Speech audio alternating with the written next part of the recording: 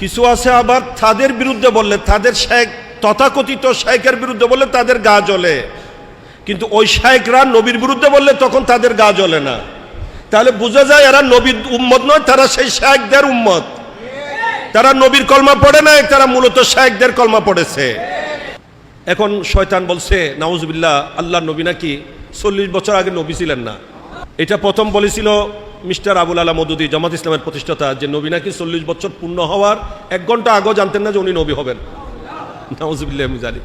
সুযোগ পেলেই নবী শানে মানে কটূক্তি করে, আঘাত করে। উনি নবী হয়েছেন কত বছর বয়সে? 40 বছর বয়সে। 40 বছর পর্যন্ত উনি নিজে তো নবী ছিলেন না, উনি নবী হয়েছেন তারপরে। এদের জুবানে কোনোদিন নবীর তারিফ শুনবেন না, এদের কোনো বক্তব্যে নবীর কোনো মোজেজার কথা বলবে না, নবীর সম্মানের কথা আলোচনা করবে না, এমনকি নবীর কোনো গুণবাচক নামও তাদের মুখ দিয়ে আসে না। তারা বেশি থেকে বেশি বলবে বিশ্ব নবী। তো রবি ঠাকুরকেও তো বিশ্বকবি বলা হয়।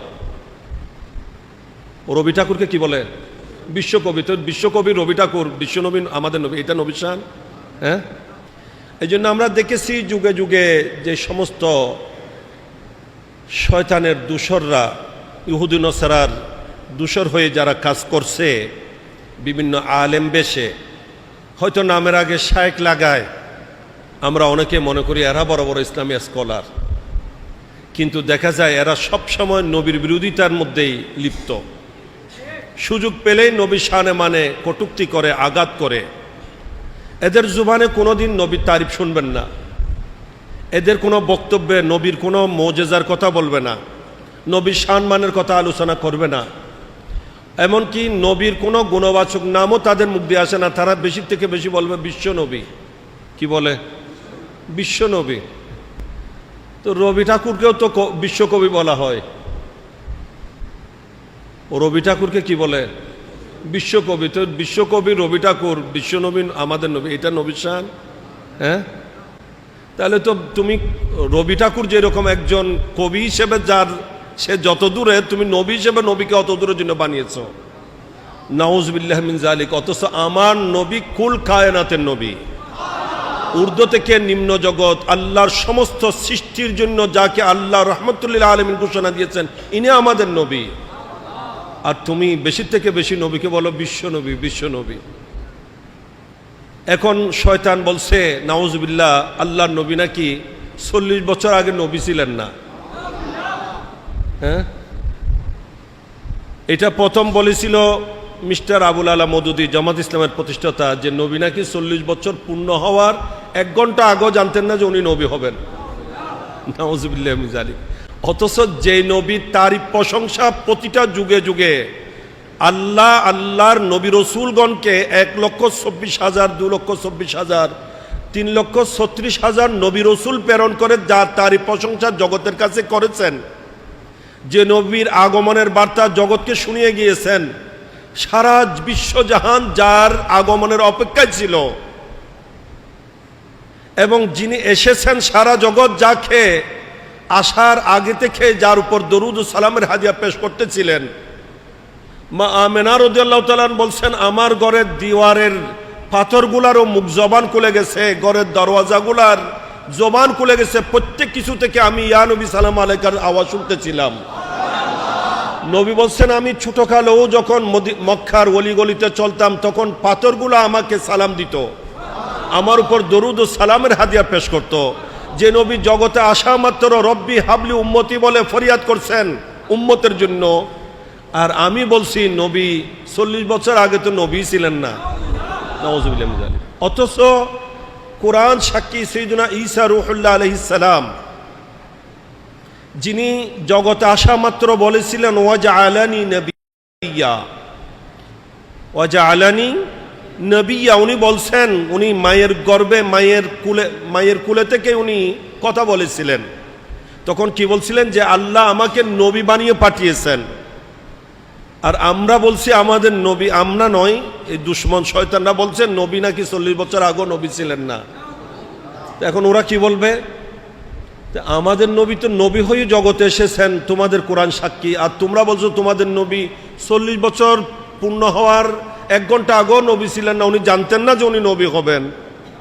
তাহলে তোমাদের নবী চেয়ে আমাদের নবী শ্রেষ্ঠ, এ কথা বলবে কিনা? এই মুসলমান কোনো জবাব দিতে পারবে? এরা মূলত তাদের দূষর হয়ে কাজ করে, এগুলা তারা বলাচ্ছে এভাবে বলো, অথচ আমাদেরকে কি বলতে হবে? যেটা আমার নবী বলেছেন। আল্লাহর নবীকে জিজ্ঞাসা করা হয়েছিল মাথা ওয়াজাবাদ লাকাল নুবুয়া, যে নবী আপনার জন্য নবুয়ত কখন সাব্যস্ত হয়েছিল, কখন থেকে আপনি নবী ছিলেন? এই হাদিসগুলা শয়তানরা দেখে না। তখন আমার নবী বলেছিলেন কুনতু নাবিয়্যান ওয়া আদামু বাইনার রূহ ওয়াল জাসাদ। অপর রাওয়ায়াতে আছে কুনতু নাবিয়্যান ওয়া আদামু বাইনাল মাই ওয়াত তিন। আমি ওই সময়ও নবুয়তের আসনে আসীন ছিলাম যখন আদম আলাইহিস সালামের মাটি আর কায়া এক হয় নাই, মাটি আর পানি এক হয় নাই, যখন আদম আলাইহিস সালামের শরীরের মধ্যে রূহ দেওয়া হয় নাই, তখনও আমি নবী নবুয়তের আসনে আসীন ছিলাম। আমার নবী নবী ছিলেন বলেই তো ঊর্ধ্ব জগতে আল্লাহ তাআলা সমস্ত নবী রাসূলকে একত্রিত করে সেখানে আমার নবীর ব্যাপারে অঙ্গীকার নিয়েছিলেন। কুরআন সাক্ষী, ওয়াইজ আখাযাল্লাহু মিসাকান নাবিয়্যিনা লামা আতাইতুকুম মিন কিতাবিন ওয়া হিকমা সুম্মা জাআকুম রাসূলুম। এগুলা কার জন্য নেওয়া হয়েছে? আর বলতেছে মোল্লা, শয়তান শয়তান মরদুদ মালউন, যে নবী নাকি 40 বছর আগে, উনি তো নবী ছিলেন না। নাউজুবিল্লাহ মিন যালিক। তো তোমরা কি নাসারা হয়ে গেছো, খ্রিস্টানের কাজ করছো, খ্রিস্টানের পক্ষে কথা বলছো? নাউজুবিল্লাহ। আল্লাহ পাক এই সমস্ত দূষরদের থেকে, শয়তানদের থেকে আমাদের ঈমান হেফাজত করুক।